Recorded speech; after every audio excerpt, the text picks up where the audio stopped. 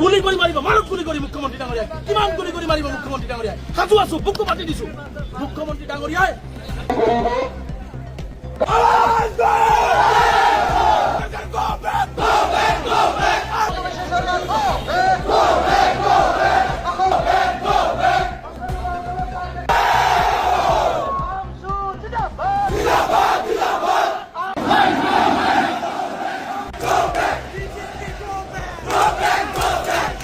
যি ধৰণে মানুহক গুলি কৰি মাৰি আছে, যি ধৰণে আত্মহত্যা কৰাবলৈ বাধ্য কৰাইছে আজি, গতিকে আমি আপোনালোকক অনুৰোধ কৰিছো, আপোনালোকে প্ৰশাসনৰ মানুহ, আমি সহযোগিতা আপোনালোকক কৰিম।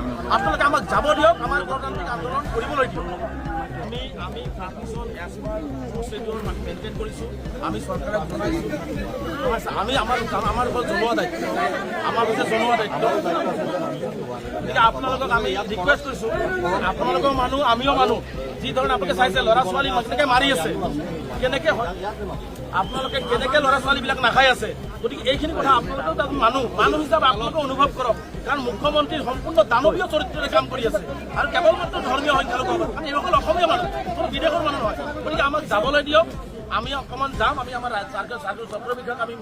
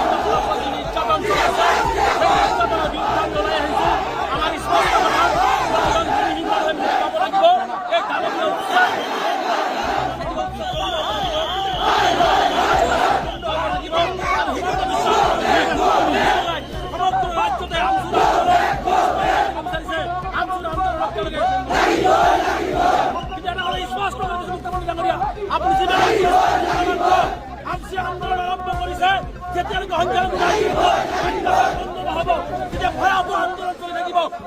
অসম স্তব্ধ কিয় বাধা দিয়া হয় বাৰে বাৰে আমি কৈছোঁ,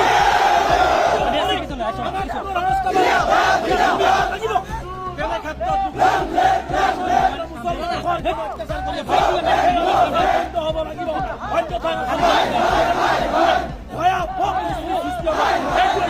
ভয় খাইছে, নোটিছ দিছে,